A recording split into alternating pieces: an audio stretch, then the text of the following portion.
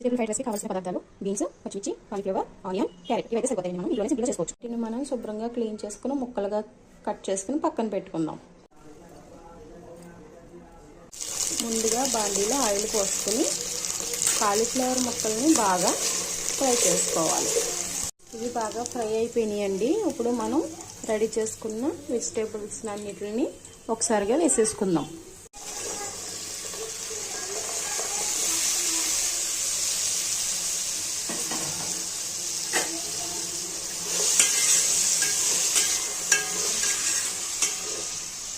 కొంచెంగా సాల్ట్ వేసుకుని ఫ్రై చేసేసుకోండి.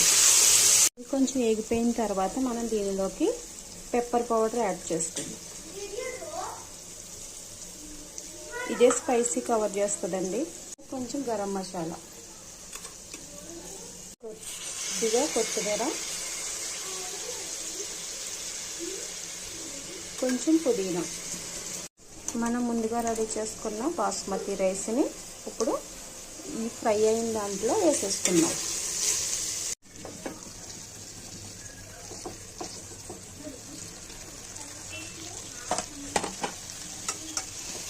రైస్ వేసుకున్న తర్వాత బాగా కలిపేసుకోండి.